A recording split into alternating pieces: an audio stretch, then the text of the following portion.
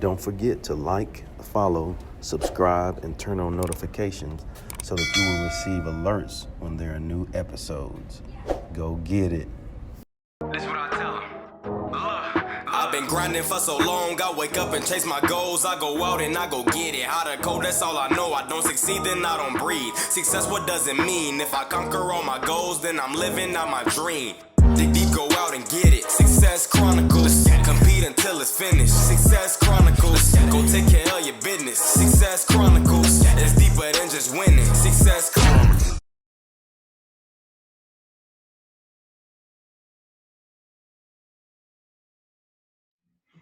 Hey, what's up, everybody? This is Chip Baker coming to you with another episode. I'm going to start it over because it did a different view on you.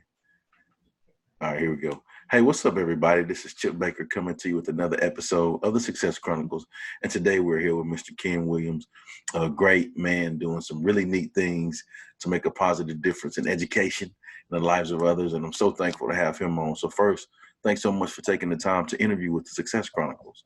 I appreciate that, brother. Thank you for the invitation. Yes, sir. Well, let's dive into it. I know off air we talked a little bit about your story, but if you don't mind sharing your story with the audience and tracking your story till now. Sure. I wish I had a sharecropper story of walking 6 miles with no shoes, but I don't. Uphill both ways. I'm originally from New York City. I live just outside Atlanta, Georgia. I'm a former classroom teacher. I'm a teacher at heart, always. Yeah. And I've been in education almost 30 years, man. That's hard to say. That's hard to say. But I come from good stock, good, hard-working folks who prepared me and, turned me loose. And I'm just trying to make some things happen. That's awesome. Good deal. Well, what are 3 things you've accomplished in your life that you're proud of? All right. Wow. So finishing college is one. I'm a first-generation college grad, and both my parents worked hard, but, they work hard to make ends almost meet. We always had a little more month in the money. Yeah. And so for me to finish college and go to college of my choice, I'm a graduate of Morehouse College. That's certainly a big one. The second one I'd say is the work I'm doing now. I love education. I've never left a job. I'm a former classroom teacher, assistant principal, and principal. I loved all those positions. But my wife says I have what's called restless spirit. So I'm always, looking to make another move. And so I'm an educator with the heart and soul of an entrepreneur. And striking out on my own in 2008 was a big deal. Had the support of my wonderful wife. And, I wake up every day, man. I spend most of my waking hours doing what I love. So I'm proud of that. And I would say the third thing I'm proud of is we've got 2 young adult kids. And I know this is not education related, but it is somewhat. I am proud of how they're starting their adult life off, not making some of the financial mistakes I made early on. It took a while for me to figure out the rules of money. And I'm not talking about generating income as much as not becoming a slave to debt and understanding what investing is about. And I love that, at 20 and 22, they have embraced those principles. They understand how it works. They understand how to get money working for them. And in my mind, that's how you change a family tree. I mean, my parents changed their family tree and, gave me the best of what they had.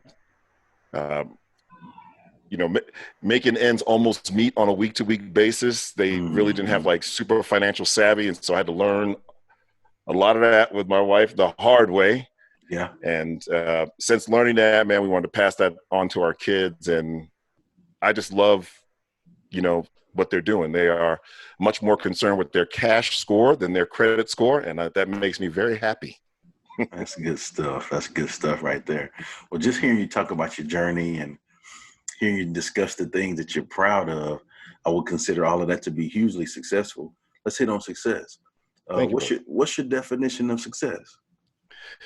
Man, oh man, I'm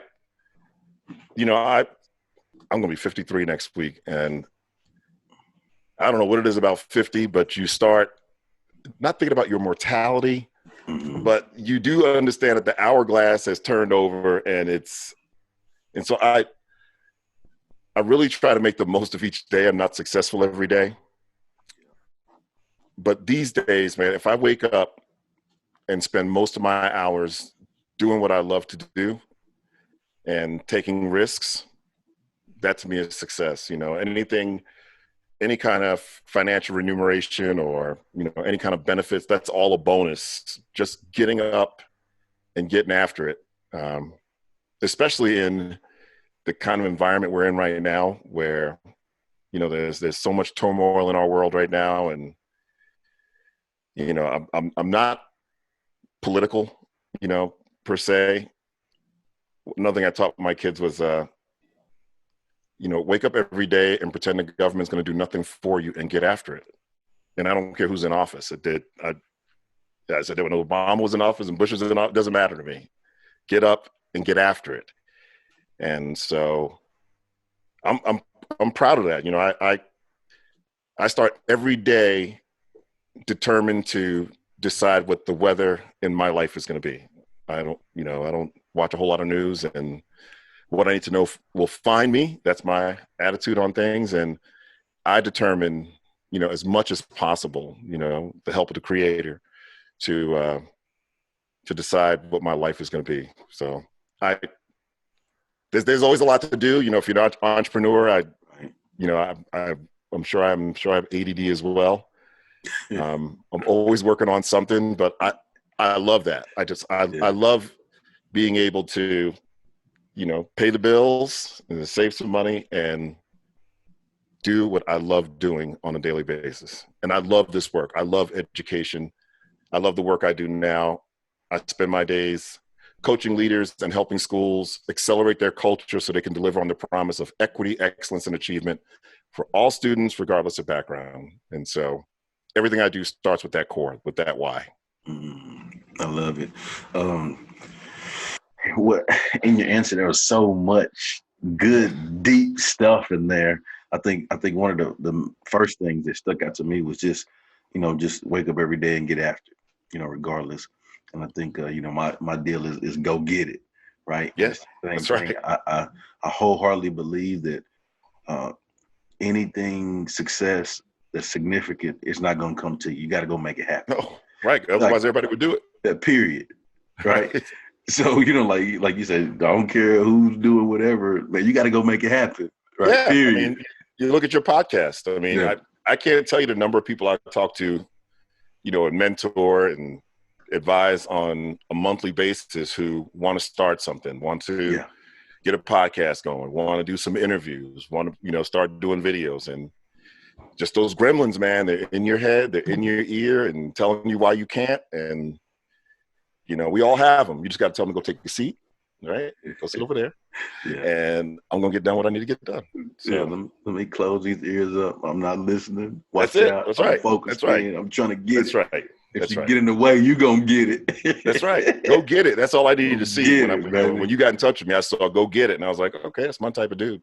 Yeah. Yeah. And it's a true blessing to be able to live like that too, because I think the next phase of that is, like you said, you're always, working on some things to improve. You'll surprise yourself with what you can accomplish. No doubt about it.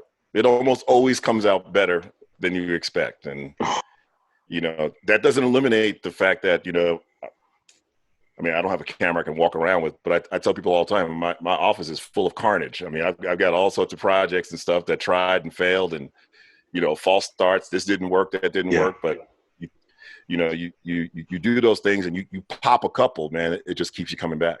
That's awesome. Well, before we get off, if you don't mind sharing with the audience where they can follow you and check you out and show you some love. Yes, sir. Yes, sir. My website is unfoldthesoul.com. Unfold the Soul. Well, right up there. Unfoldthesoul.com. I'm at Unfold the Soul on Twitter and Unfold the Soul on Facebook.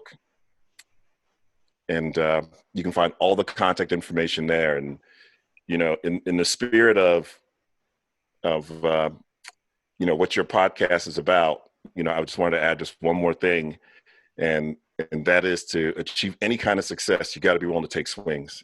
You got to take swings.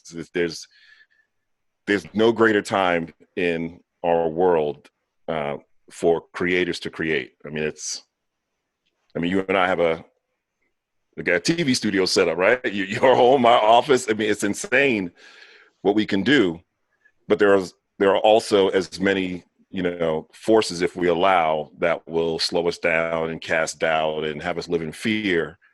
And the